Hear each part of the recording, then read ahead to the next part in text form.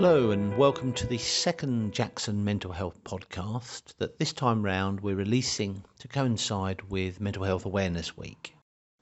My name is Ross Bentley and I am the Communications Officer for Jackson. For this episode we'll be talking to three members of the Lyminster team who are working down in West Sussex building a multi-million-pound bypass.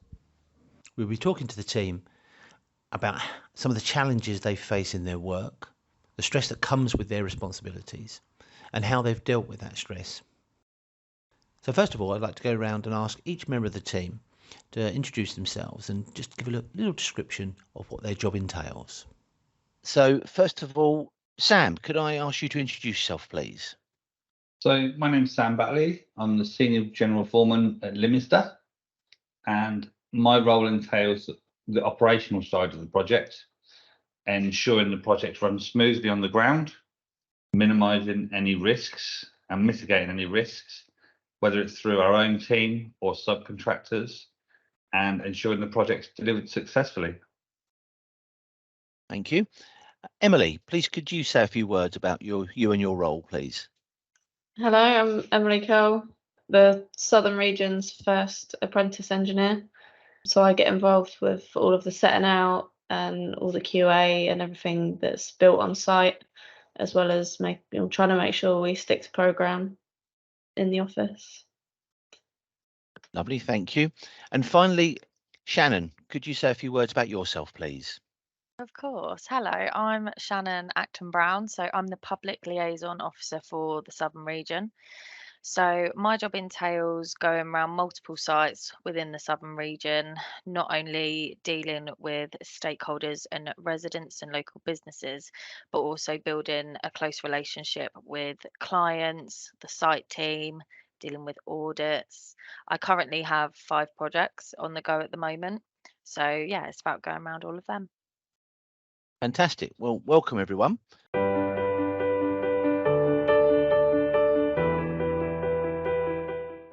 So first of all, I know Sam's got a particular story that he'd like to share. So maybe we could start with Sam. I'd like to discuss your experience of stress in the workplace, how work has maybe affected your mental health, and talk about how you've dealt with that, how you've overcome that, what worked for you. So I used to work at Crossrail at Paddington Station. It's a very famous scheme that didn't go perfectly at times, and other times it was a fantastic job, one of a kind place to work. I worked there for about 4 years, and during that time it was very busy. We had up to 700 people on site, and I was a senior general foreman on there as well. So one particular day I was on the way home from work. I'd been under a lot of pressure for various different reasons, delivering the project, and I had a headache which was incredibly bad, and I thought nothing of it, but it progressively got worse during the journey home. And when I got home, I'd had a young daughter and I put her to bed. My wife was going out for the evening. I said to my wife, I'm just going to have some paracetamol and go to sleep. She came in at 1 o'clock in the morning after she'd been out with some friends, and that's when things started to really develop.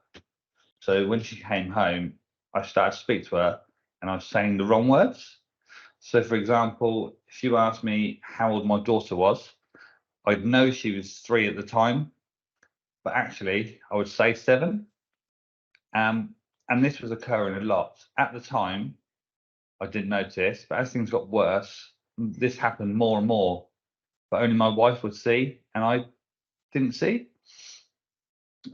She said there's something a bit wrong, we're going to call an ambulance.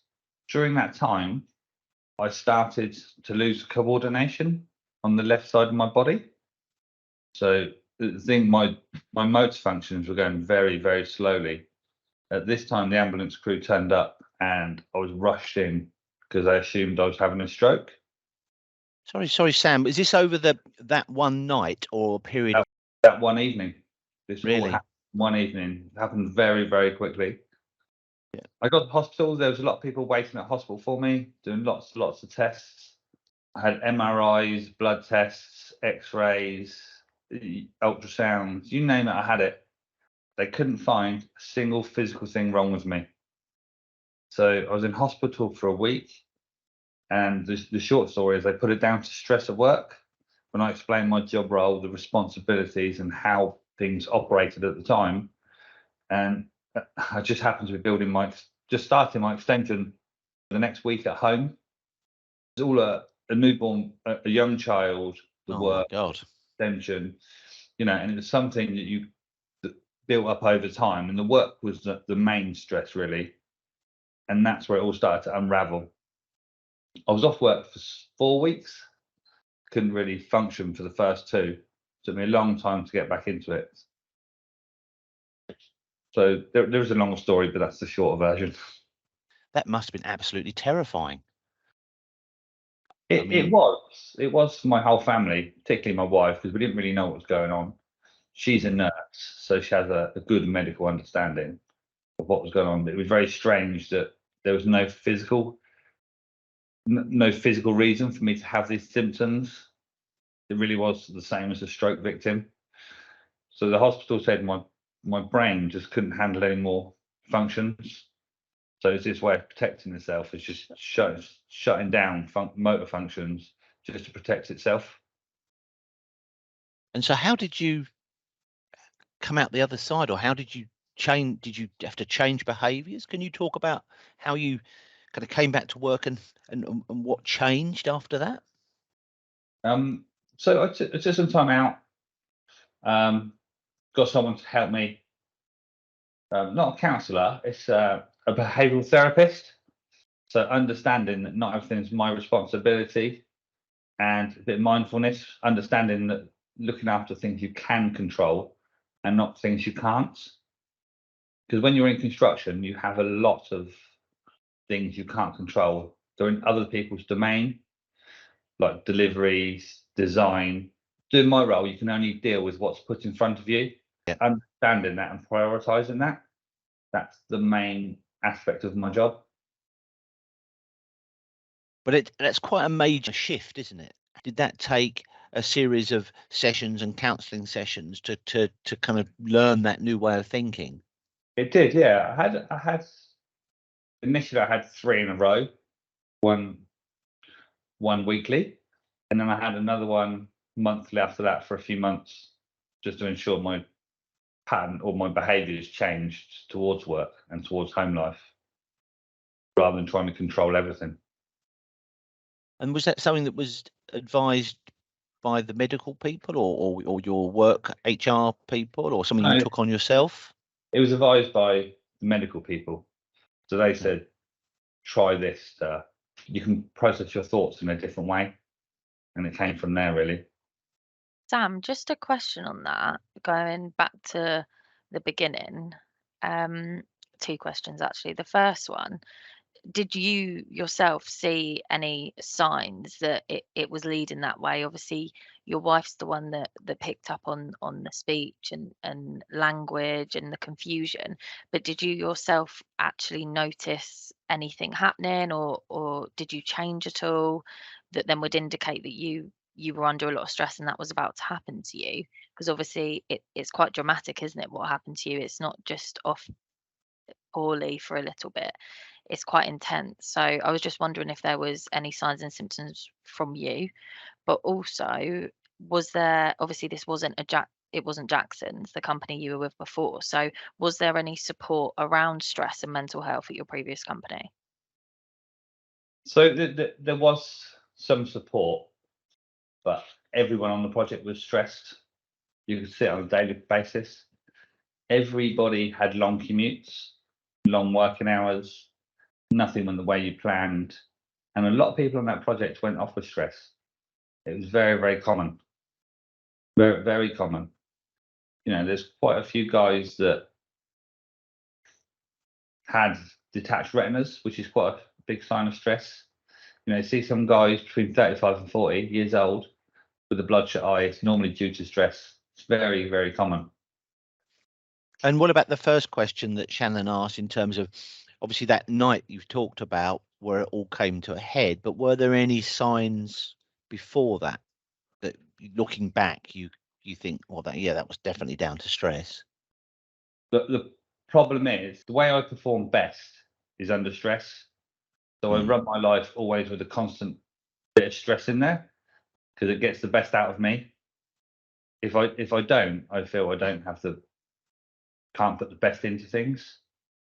So from that perspective, I didn't see any signs for myself. I didn't see anything until that day, till it all unravelled. That's the only time I noticed truly. Yeah, and something key in what you said before was that everyone on the site was stressed.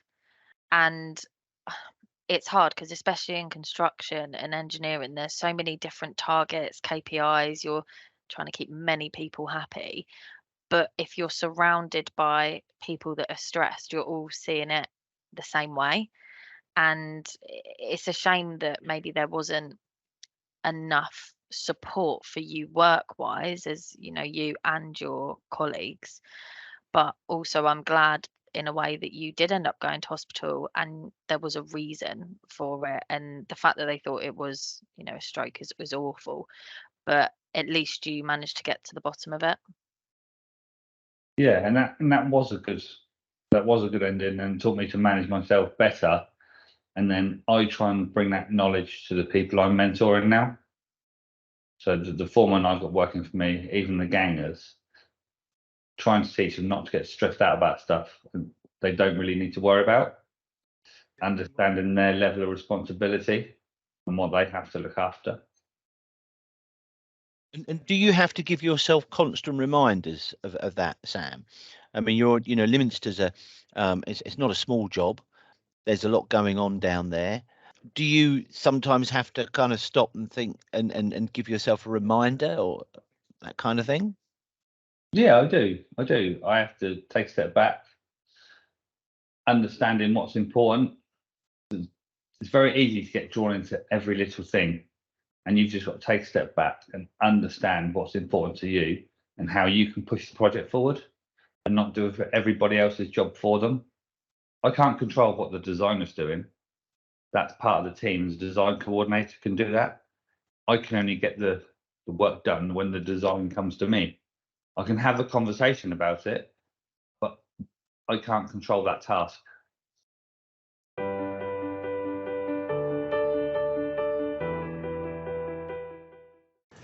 Thank you for sharing that with us, Sam. Maybe I could ask Shannon to now talk about some of her experiences. So obviously with my role, I'm not part of the, you know, on the ground team that's actually out there building or surveying or doing any of the groundwork. I have very much an office role. And I think with the PLO role in general, when I first started, I only had one project to look after, and I knew that it was possibly going to go up to two. But other than that, you know, my sole focus was on this one project. Whereas fast forward 4 years, and I'm now across 5 in the southern region, and 3 of them are really big projects that are really intense. And not only, like I said before, with the stakeholders and with the public, but also with the client relationships. A massive part of my role is ensuring that the client is satisfied with, you know, what we have in place for stakeholders and our communication and our logs, and all of that gets looked at on a monthly basis. So it's about being prepared for that. I think as well in my role, the parts that people don't see is because I'm across many projects, that's different contracts managers, different foremans, different site managers. So at any one time, you could have multiple people coming to you about different things. And very similar to Sam, it's about prioritizing and actually looking and going, right, this needs to happen today, whereas that could maybe wait for this afternoon or tomorrow. And when you're across so many, I think it's about that balance and your own time management. Luckily, I have always been good and confident in time management, so I've been able to do that. But that's something that a lot of people don't see. When you turn up at that site, they think you're just for that site, when actually, even though I'm at that site, I've got multiple different meetings about multiple jobs. So I think for me, that would probably be one of the most stressful parts of my job, is balancing all of that. I think as well, I have to obviously look into social value and community events, the CCS audits, which is the considerate constructor audits. I've done SQL in the past, which is a sustainability assessment. And again, they're all things in the background that people may not think that a PLO does. And you're dealing again with a lot of things you can't control, aren't you? And what Yeah, what of course. what the client wants. Community events you can plan, but beyond that, they kind of happen organically on the day. Yeah, of course. You can only plan to, especially when you're working with the public, you can only plan so far, and Yeah. and the rest is up to whoever you're dealing with or the surroundings you're in. You talked about how the time planning is essential, but does it get on top of you from time to time, or has it got on top of you over the years you've been at Jackson? I think luckily I am good at time management, but that's definitely been a learnt behavior. It's Yeah, something I've had to adapt to, because as I said before, when I first started at Jackson's, I just had one big project, which was the yeah. 8300, and then I had projects that were maybe up and coming. Whereas is now I have to look at my week. I have to ensure that, my calendar is 5 different colours for 5 different sites, and just making sure that every site I give time to. And going back to your original question, I feel like sometimes the most stressful part is when I'm at one site and everyone thinks I'm there just for that site, which obviously I am, and that's my intention. But then I may get a call about a completely different site or an urgent meeting put in with the client that I also have to attend. So it's Mm. just about balancing time and prioritizing key activities. And then aside from that, you obviously have the stakeholders and the businesses and the residents, which are key parts of my role. So at any point, you could get a call from someone either complaining, wanting to see you. So then it's building that around it as well. So it sounds like organisation is key. Learning to get everything organised, so at least you've got that order.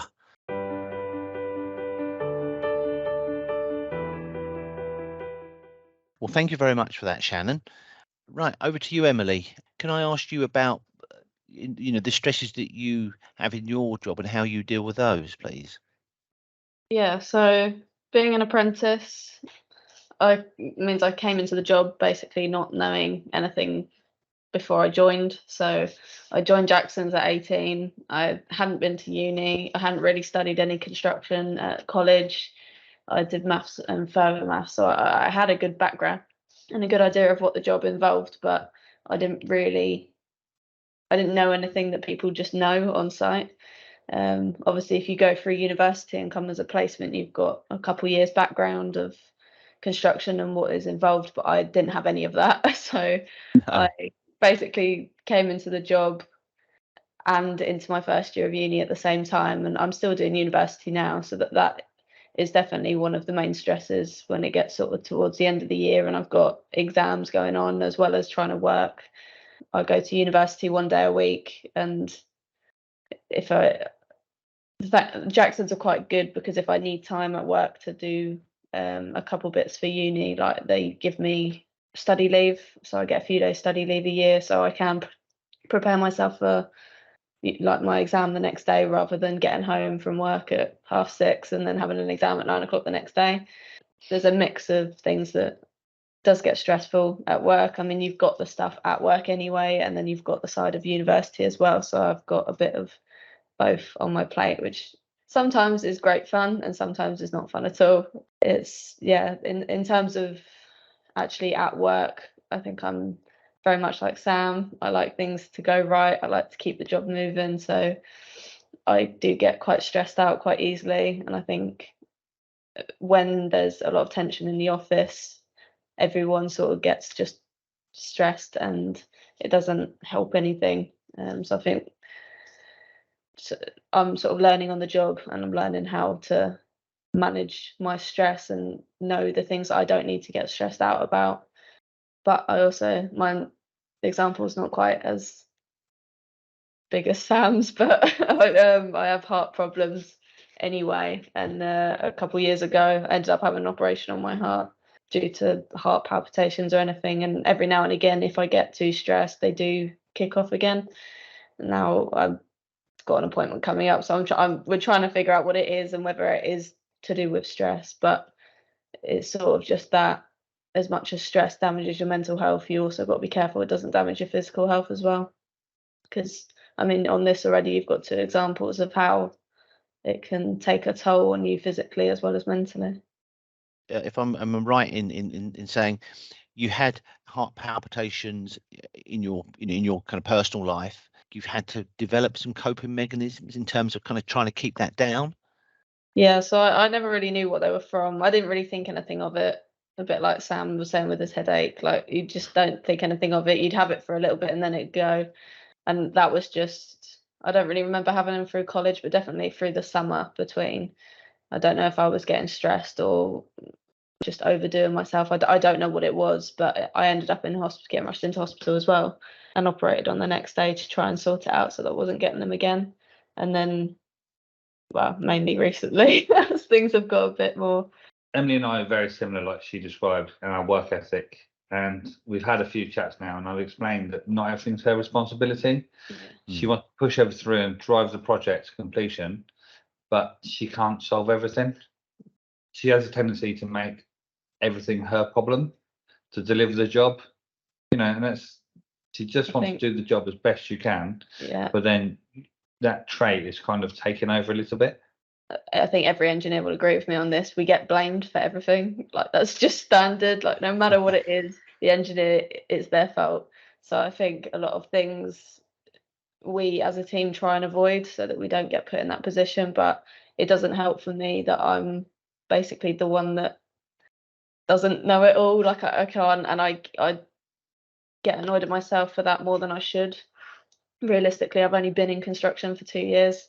I'm not going to know it all. I'm not going to be able to solve issues that Sam can sort and stuff like that just because I don't have that experience or that knowledge. But I think it just becomes very stressful when I am being thrown out there on my own. Like my last 2 jobs, I've had a lot more responsibility than I did at the start, which is absolutely fine. I've enjoyed it, but it does get very stressful at times because sometimes I know it's not, but it can feel like it's just me out there, like sorting everything out, and it shouldn't be, if that makes it. Like I know it's not, but I end up thinking to myself that it is, and that I've got to sort everything out, and that I need to make sure it keeps going as it should. But realistically, it's not. It's not my responsibility, and I end up getting annoyed at myself, I think. Yeah, that's it. You want to do the best job that you can do, and that's where you get in the trap. Yeah, you go around a circle. It does sound like a kind of 2 sides of the same thing, doesn't it? The reason that you guys are doing the job you do and the reasons that you're doing the job well is because you've got that drive and that will to succeed and to kind of want to push on. But as Sam said, that can kind of overtop and become too much and take you over if you're not careful. Is that true to say? Yeah, it's pretty much that. It's just you've got to learn. You know what your responsibilities are, and you sort of got to stick to them and not worry too. There's always going to be someone that job is for. You need to not try to do every job out there, and just work out what, like you've done the best you can. Anything past that isn't your responsibility. It isn't your fault if it goes wrong, and you can't stress out and try and solve all the problems, because realistically, I don't know how to solve all the problems. So I just need to. Yeah, I am getting better at it. I am definitely. I think at my last job, I got quite stressed towards the end because things weren't going right. But I had done what I needed to do to make it right, and there's not much more I could have done after that. Oh, by the way, it took me 25 years to learn what I'm telling you. Yeah, takes me a few. I'm still getting there, but yeah.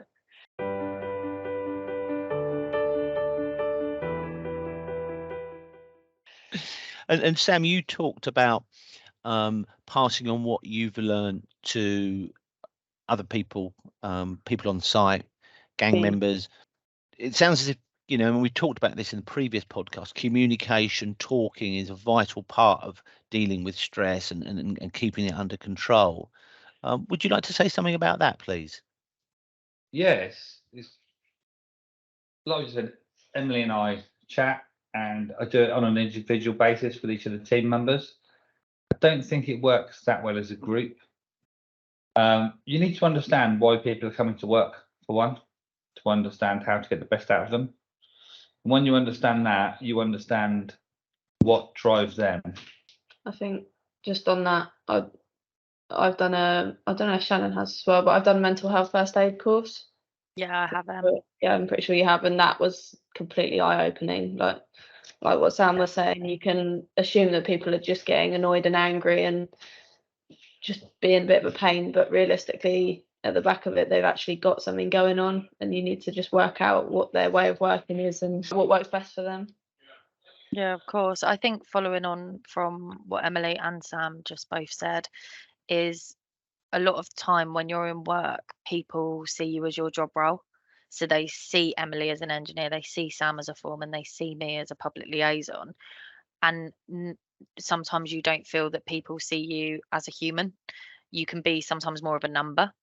And every single person that, works together on every site across Jackson's has things go on in their personal life as well.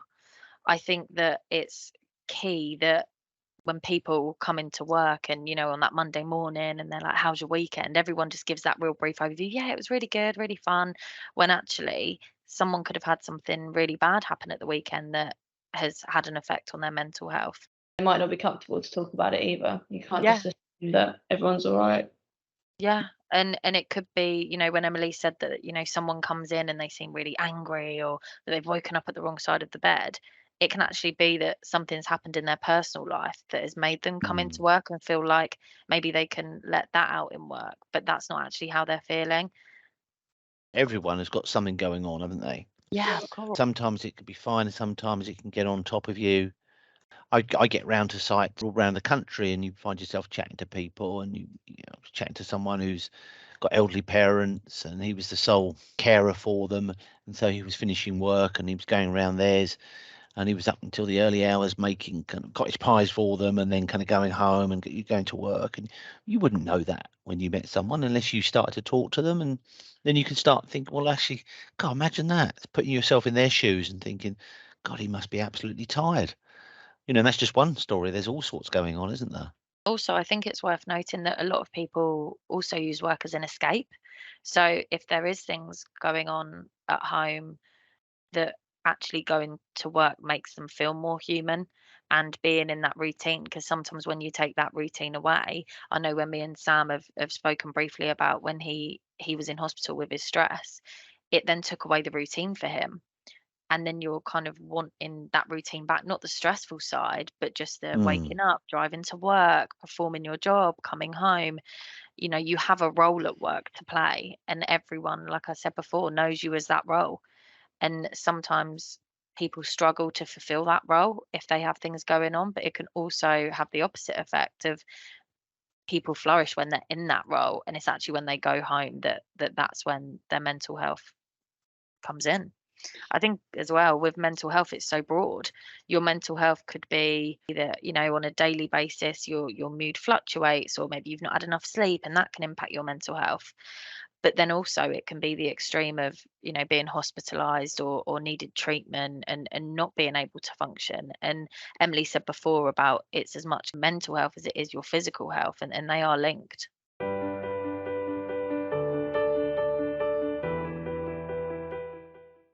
Right, over to you, Emily.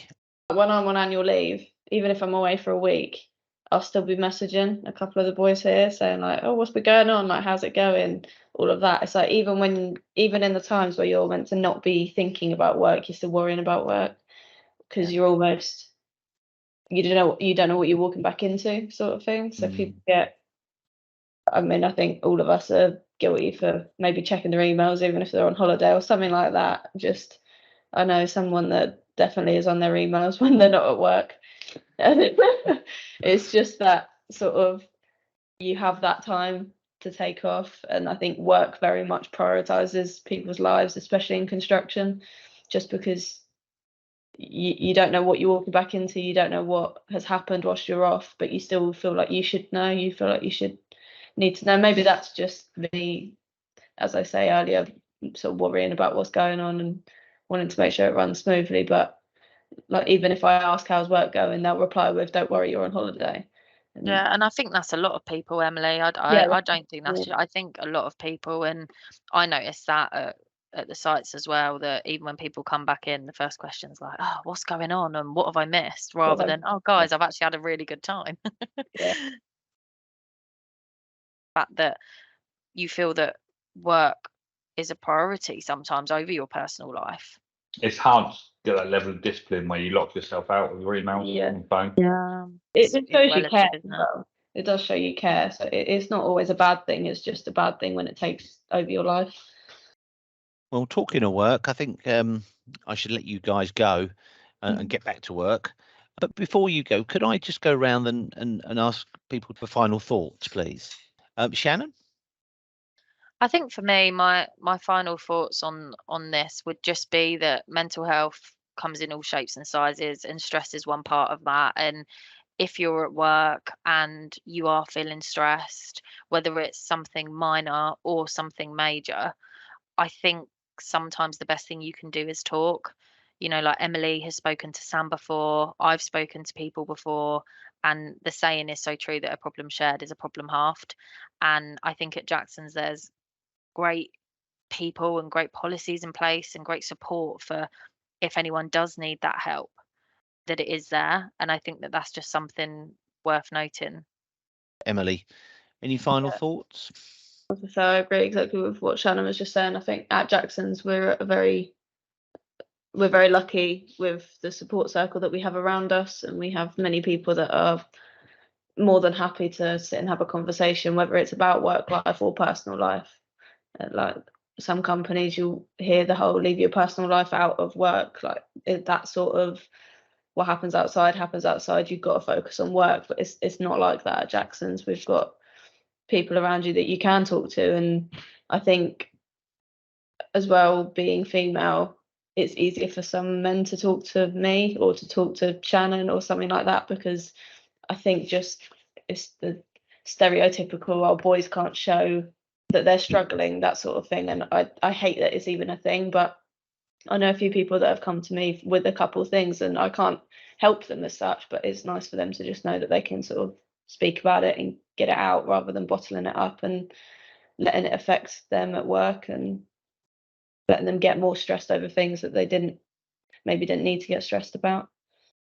Okay, well, all good stuff. And thank you very much for talking today. I'm sure a lot of people will find this very useful. So thank you, everyone, and you take care.